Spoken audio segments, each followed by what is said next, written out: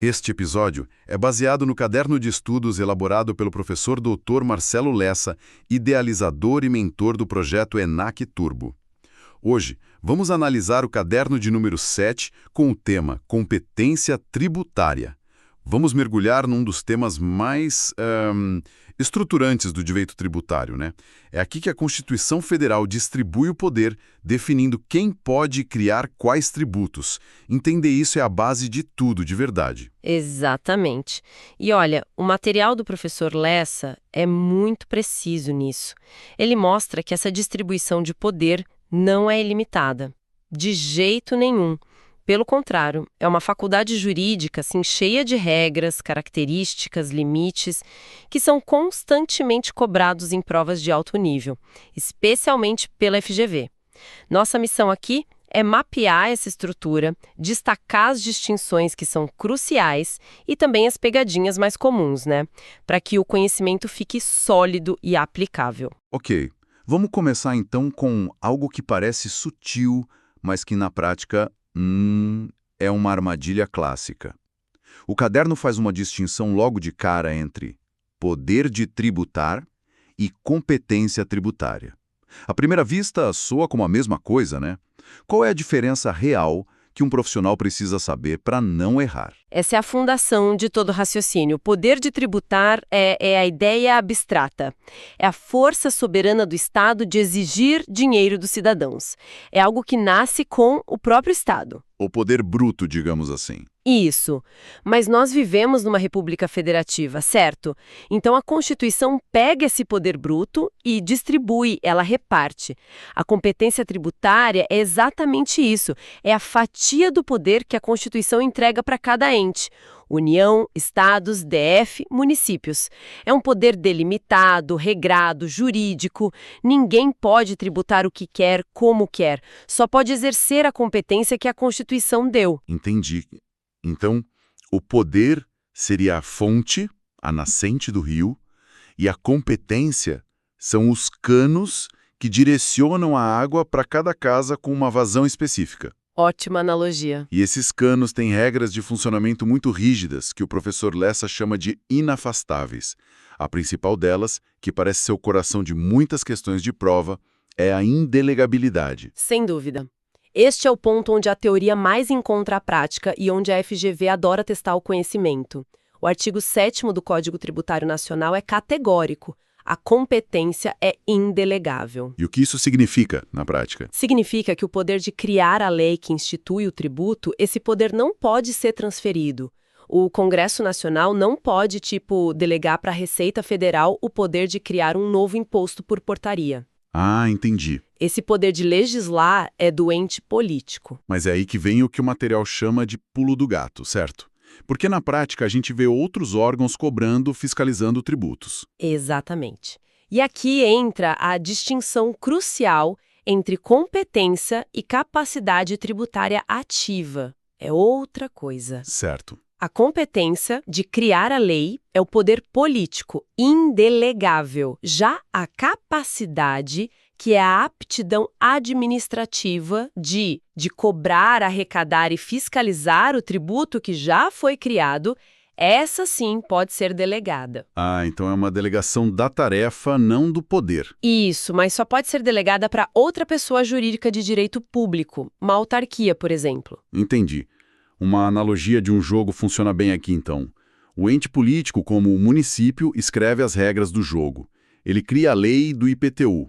Ele não pode delegar para outro a função de mudar as regras. Não pode. Mas ele pode contratar um árbitro, uma autarquia, por exemplo, para apitar o jogo, aplicar as regras e cobrar as multas. Perfeita analogia. Ela captura a essência da coisa. O mantra do fichamento do caderno resume isso de forma brilhante. Quem cria a lei, que é o ente político, não transfere o poder de criar, mas pode transferir o poder de cobrar para um ente administrativo. Essa frase é para anotar e não esquecer mais. Com certeza. Dominar essa diferença resolve uma quantidade enorme de problemas e questões de prova. Ótimo. Além dessa regra de ouro da indelegabilidade, o caderno agrupa outras características. Fiquei pensando aqui. Elas podem ser vistas em dois grandes blocos. Um bloco que torna a competência quase blindada e outro que a torna, digamos, eterna. Faz sentido pensar assim? Faz todo sentido, sim. É uma ótima forma de memorizar. A parte blindada inclui a irrenunciabilidade. O governante não pode simplesmente abrir mão dela. Exato, é um poder-dever do Estado. E também a inalterabilidade, que significa que só uma emenda constitucional pode mudar essa distribuição de poder. Uma lei comum não pode mexer nesse xadrez. Ok, essa é a blindagem. E a parte eterna? Aí entra a imprescritibilidade. O não exercício da competência não a extingue. O exemplo clássico que o professor Lessa cita no material é o Imposto sobre Grandes Fortunas, o IGF. O famoso IGF. Famoso por nunca ter sido criado, né? Ele está na Constituição desde 88. A competência da União, mas ele nunca foi instituído. Essa inércia de décadas não fez a competência caducar. Se o Congresso quiser criar o IGF amanhã, ele pode, porque a competência continua lá, intacta, latente. Isso nos leva a uma última característica, a facultatividade, que me parece ter um asterisco gigante do lado. Em tese é uma escolha, mas na prática. Ele é política, o gestor decide, mas a Lei de Responsabilidade Fiscal, a LRF, mudou completamente o jogo. Ela pressiona, né? Ela praticamente obriga os entes a prever e a arrecadar todos os tributos de sua competência.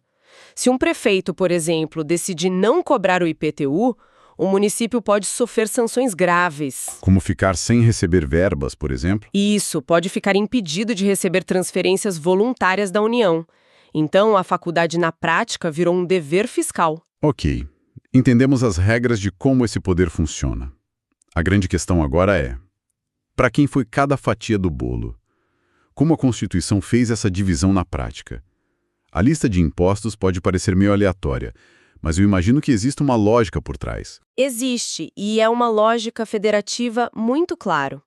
Entender essa lógica é mais importante do que só decorar a lista. Se a gente observar o padrão, fica nítido. A competência privativa da União, por exemplo, está ligada a temas de interesse nacional. Faz todo sentido. Comércio exterior. Aí temos imposto de importação e exportação. A economia como um todo em larga escala. Imposto de renda, IPI, IOF. A propriedade rural, ITR. E a grande riqueza, IGF. São fenômenos que ultrapassam fronteiras estaduais, sabe? Sim, são temas que um único estado não conseguiria gerenciar. E para os estados e municípios essa lógica se mantém. Perfeitamente. A competência dos estados e do DF foca na circulação de riqueza dentro de suas fronteiras. Transmissão de heranças e doações, o ITCMD, a grande circulação de mercadorias e serviços, o ICMS, e a propriedade de veículos, o IPVA. É o nível intermediário da federação. Isso. E já os municípios cuidam da vida local, do dia a dia do cidadão. A propriedade urbana, IPTU. As transmissões de imóveis, ITBI. E os serviços mais cotidianos, o ISS. A distribuição dos impostos é, na verdade, um mapa das responsabilidades de cada ente federativo. Muito claro. E, além dessa divisão de impostos, existem outros tipos de competência que não são sobre um tributo específico, mas sobre uma situação, como a tal da competência comum. Isso, a competência comum é exercida por todos os entes. E ela se refere às taxas e às contribuições de melhoria. O que define quem pode cobrar é quem está agindo. Se o município presta o serviço de coleta de lixo, a taxa é municipal. Se o Estado emite uma licença ambiental. A taxa é estadual. Exato. É uma competência que está atrelada à atuação direta do ente público. Ok, agora vamos para duas competências que são exclusivas da União e parecem bem mais exóticas. A residual e a extraordinária. A residual parece ser para o que sobrou, o que não foi previsto. A ideia é essa, mas criar um imposto do que sobrou é extremamente difícil. A competência residual permite à União criar impostos totalmente novos, não previstos na Constituição. Mas tem regras, né? Não é tão simples. Tem regras muito rígidas. Primeiro, exige lei complementar, que tem um quórum de aprovação mais difícil. Segundo, o novo imposto precisa ser não cumulativo. E o mais importante, não pode ter o mesmo fato gerador ou a mesma base de cálculo de impostos que já existem. O que hoje em dia é quase impossível. Exato. Pense em como é difícil hoje imaginar um fato econômico relevante que já não seja tributado por IR, ICMS ou ISS. É por isso que essa competência é raramente usada. E a extraordinária. O nome já diz tudo. É para momentos de crise total, tipo uma guerra. Exatamente, o Imposto Extraordinário de Guerra, o IEG, é a competência extraordinária da União. E aqui, as regras normais do sistema tributário são suspensas. É um modo de exceção. Totalmente. Ele pode ser criado por lei ordinária ou até por medida provisória, a cobrança imediata, sem respeitar o princípio da anterioridade. E o mais chocante, ele pode ter o mesmo fato gerador de outro imposto.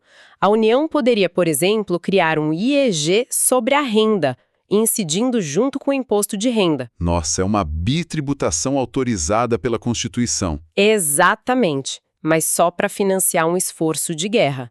É uma medida drástica para uma situação drástica. E para fechar essa classificação, temos o caso único do Distrito Federal, que o material chama de competência cumulativa. O TF é um híbrido.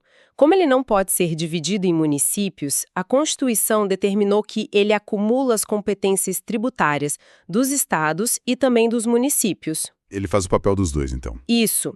Na prática, significa que no território do DF é ele quem institui e cobra tanto os impostos estaduais, como o ICMS e o IPVA, quanto os municipais, como o IPTU e o ISS. Certo.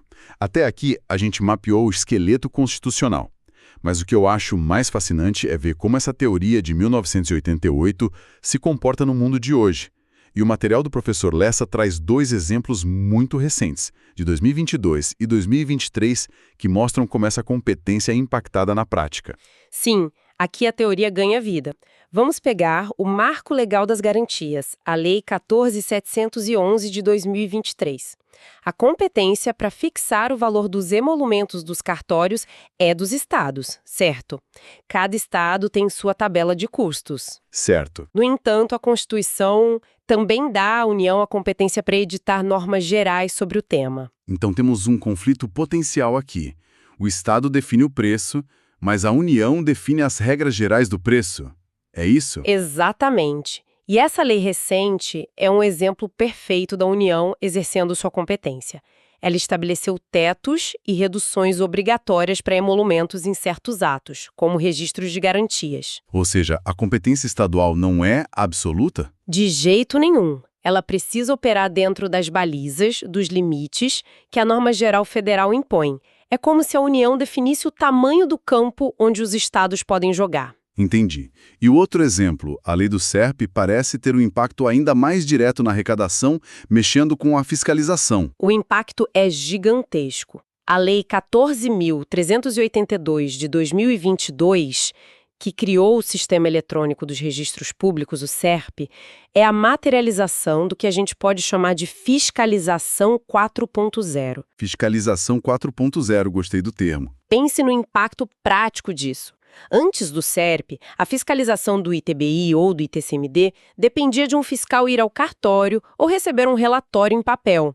Um processo lento, sujeito a falhas. Era um processo quase artesanal, né? Exatamente. Agora, com a interoperabilidade de dados que o SERP exige, no momento em que uma venda de imóvel é registrada eletronicamente, o sistema da prefeitura pode ser notificado de forma instantânea. Se a guia do imposto não foi paga ou foi paga com valor menor, o alerta é imediato. A sonegação ficou muito mais difícil. Exponencialmente mais difícil.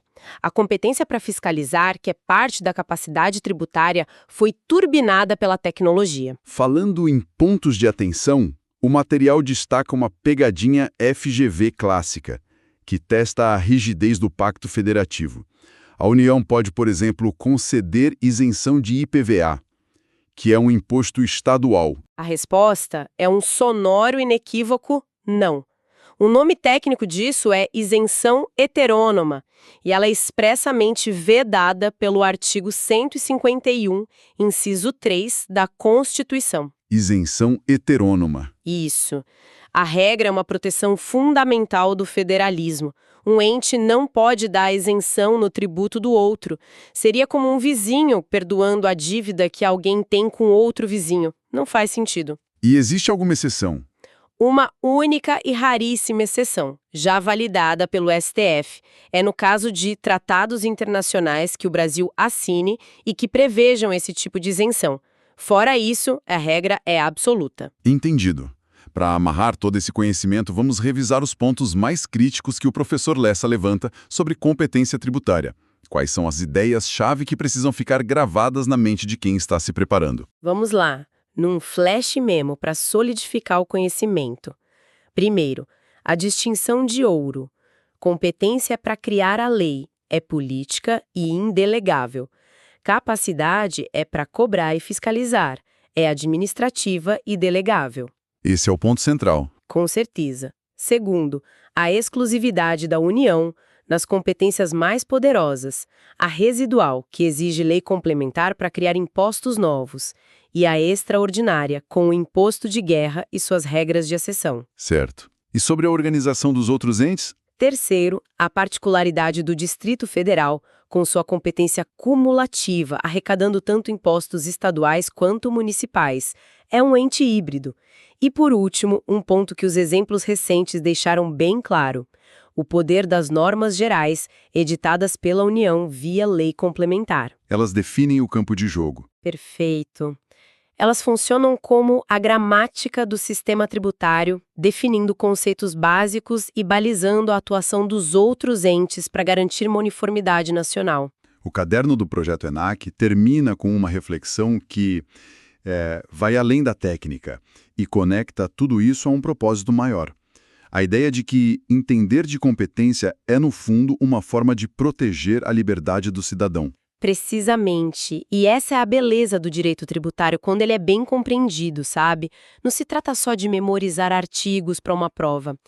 Quando um profissional da área, como um tabelião ou um registrador, se recusa a exigir um ITBI sobre uma simples promessa de compra e venda... Porque ele sabe que o fato gerador ainda não ocorreu. Exato. Ou quando ele garante a imunidade tributária de um livro digital, ele não está sendo apenas um técnico, ele está atuando como um guardião da legalidade. Ele está na linha de frente, aplicando diretamente esses limites de poder que a gente discutiu. Exatamente. Ele está garantindo que o Estado receba o que é justo e devido, mas jamais o que é indevido. Ele impede que o poder de tributar se transforme em arbítrio. Esse é o propósito final do conhecimento aprofundado: ser um instrumento de equilíbrio, de justiça e de proteção dos direitos do cidadão contra o poder estatal. Uma reflexão muito poderosa para fechar nossa análise. Para quem acompanha nosso trabalho, qual tema gostariam de ver analisado em uma próxima oportunidade? Deixem sugestões nos comentários. Podcast produzido a partir do conteúdo do Projeto ENAC Turbo, sob autoria e orientação do professor Dr. Marcelo Lessa. Se esse conteúdo ajudou, não esqueça de se inscrever no canal e ativar o sininho das notificações. Assim, o YouTube avisa imediatamente assim que o próximo resumo for liberado. Até a próxima.